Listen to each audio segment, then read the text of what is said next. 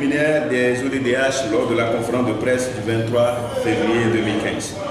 Depuis un certain temps, la situation sociopolitique qui se prévaut sur la terre de nos aïeux nous laisse très interrogateurs et inquiets quant à l'avenir de notre cher pays, de notre cher parti le Togo. L'échec du processus de révision des listes électorales, caractérisé par la démobilisation et le désintérêt total des populations quant au processus électoral en cours. Les incidents survenus dans les CRV, notamment à Kinakpateou, Guérenkuka et à Nano Dapaon, les graves incidents commandités par le tristement célèbre, le Major Kouroum, dans le canton de Hossou, préfecture de Lobou, le cafouillage sans précédent et ignominieux au sein de la CENI, marqué par des démissions et des remplacements intempestifs de certains de ses membres, l'évolution du Front social avec comme point d'ordre la sortie massive des apprenants dans les rues sur toute l'étendue du territoire national et la fermeture par le gouvernement de tous les établissements scolaires publics et privés et confessionnels sont l'illustration systématique que la crise qui secoue notre pays depuis des décennies a atteint son point culminant et mérite des réflexions accrues et solutions appropriées.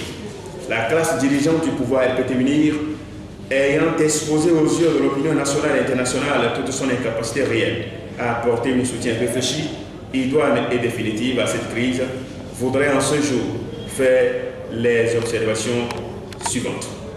1. Sur le refus obstiné des réformes par le président Faure Gnassingbé. Dans son adresse à la nation le 31 décembre 2014, le président Faure Gnassingbé occulte la question cruciale des réformes telles que le préconise le point 5 des recommandations de la CVGR et crée une commission de réflexion sur les réformes chargée de proposer un texte de réforme politique, institutionnelle et constitutionnelle. C'est dans cette logique que le 21 janvier 2015, la commission des lois de l'Assemblée nationale a, en violation des textes et règlements régissant l'Assemblée, mis fin à l'examen de la proposition de loi portant réforme politique. Depuis la signature de l'APG, des milliers de citoyens togolais sont sortis à plusieurs reprises dans les rues pour exiger les réformes. Selon l'ONG Afrobaromètre, plus de 85% des Togolais aspirent au changement. Malgré les appels incessants des religieux, l'insistance des différentes missions diplomatiques accréditées dans notre pays quant à l'urgence et à la nécessité des réformes, l'élection présidentielle est annoncée et la révision des listes électorales a commencé. Les délais constitutionnels viennent d'être précisés par la Cour constitutionnelle. Le président Faure Gnassingbé conduit le peuple tout droit dans le mur. Et cette fois-ci, les organisations de la société civile et les populations togolaises ne sont pas prêtes à accepter une énième mascarade électorale avec son cortège de blessés, de morts, de déplacés et d'exilés. Le refus d'opérer les réformes avant la présidentielle de 2015 a attiré la colère des coopérants qui ont refusé de financer le processus électoral. La conséquence est que pour mieux huiler sa machine de fraude électorale, le gouvernement décide donc de les financer sur fonds propres, alors même qu'il n'a pas de ressources suffisantes pour faire face aux contraintes budgétaires légitimes du secteur social. Sur l'évolution du fonds social, depuis quelques années déjà, les revendications des différents secteurs sociaux sur les meilleures conditions de vie et de travail sont restées lettres mortes. Les secteurs éducatifs et hospitaliers ne sont guère la priorité du gouvernement, qui, en panne de solutions sérieuses, ne fait que déplacer les problèmes sans les résoudre. En lieu et place des élections locales, expression par excellence de la démocratie, le gouvernement n'a trouvé mieux que de tripler le budget du ministère du Développement à la base, qui passe de 10 à 30 milliards de francs CFA cette année pour une bonne propagande et une campagne d'achat de conscience en prélude aux élections présidentielles 2015. La crise du secteur social a été exacerbée par la récente sortie indigne, en pointe de mépris et d'arrogance du Premier ministre Ahmed Zounou lors de sa visite surprise au CHU de Togo. Cette sortie ne vient que confirmer le manque de priorité que son gouvernement accorde au secteur de santé. Dans le secteur de santé donc, sur toute la richesse que produit le Togo, seulement 1,75% sont consacrés à la santé, un des secteurs les plus vitaux du pays. Une situation que dénonce le syndicat des praticiens hospitaliers du Togo, Synforte.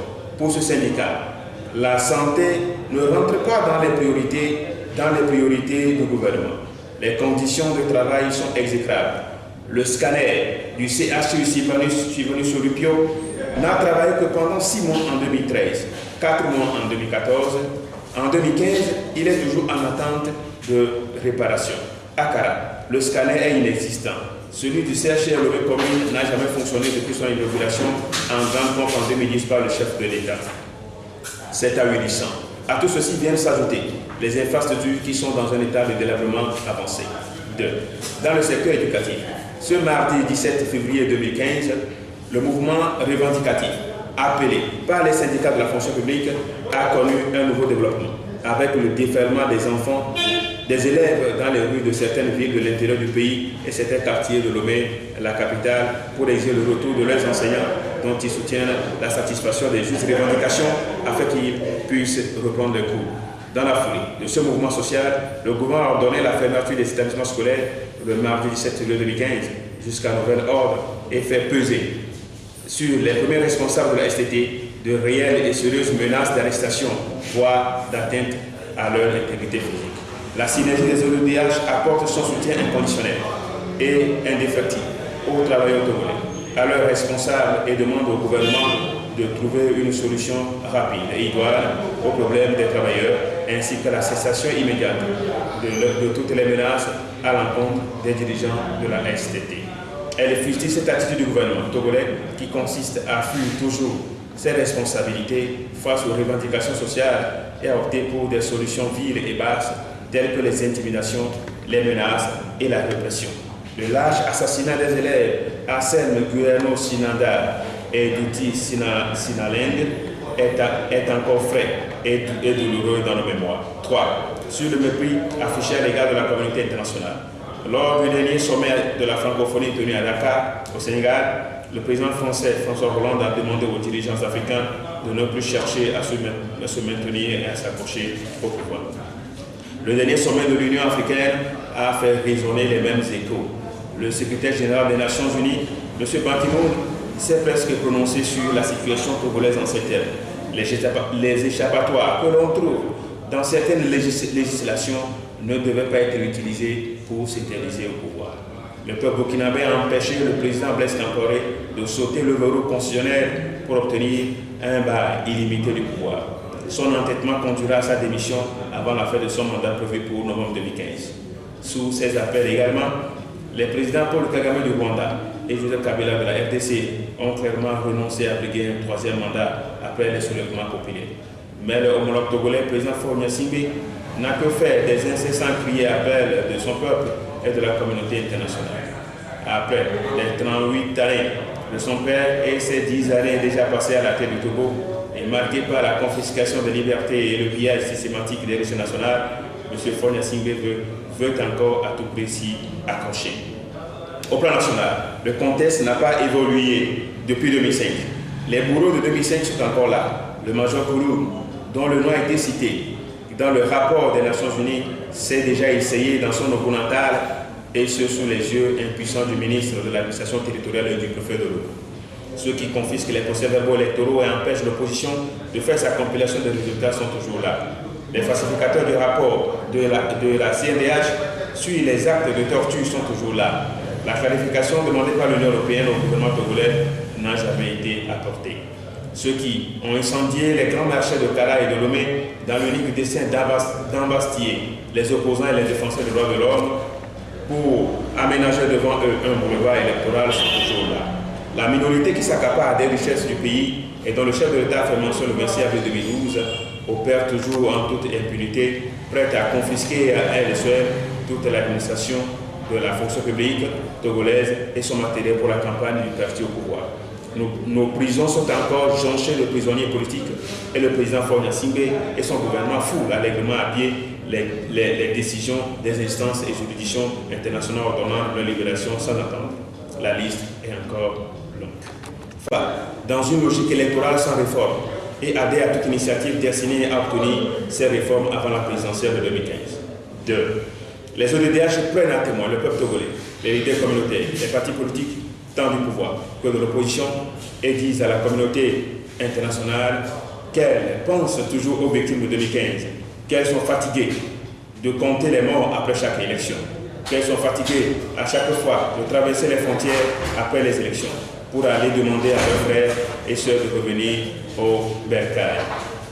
3. Les ODDH tiennent pour seul responsable devant l'histoire le président Faure Gnassingbé de ce qui adviendrait en opérant un coup de force prémédité, car lui-même avait déclaré que des élections sans réforme équivalent à un retour au vieux démon. 4. Les ODDH mettent solennellement en garde tous ceux qui, de manière ouverte ou tapis dans l'ombre, accordent encore au mépris des intérêts du peuple un crédit intéressé à un pouvoir clanique et séquentenaire, prédateur des libertés et des richesses et des du pays. L'histoire récente de Burkina Faso qui en répondront à coup sûr. Pour finir, les ODDH appellent à une mobilisation générale de toutes les forces vives de la nation togolaise en vue de l'obtention des réformes avant la présidentielle de 2015, seul gage pour l'alternance et le changement tant souhaité. À cet effet, les ODDH demandent à toutes les causes de la population togolaise, organisations de la société civile, partis politiques, syndicats, confessions religieuses, fonctionnaires des secteurs publics et privés, étudiants, artisans, commerçants, chauffeurs, cultivateurs et autres corps de métier, à se sentir concernés par cette situation et les appelle à prendre part massivement à la grande marche pacifique de protestation qu'elle organise, ensemble avec toute autre entité légalement constituée, les 12 et 13 mars 2015, en vue d'exiger les réformes avant l'élection présidentielle de 2015. Les ODDH comptent sur la bonne volonté des uns et des autres et restent ouvertes à toute proposition et à toute collaboration en vue de l'obtention des dites réformes. Faites à Lomé, le 23 février 2015, la synergie des ODDH. Merci.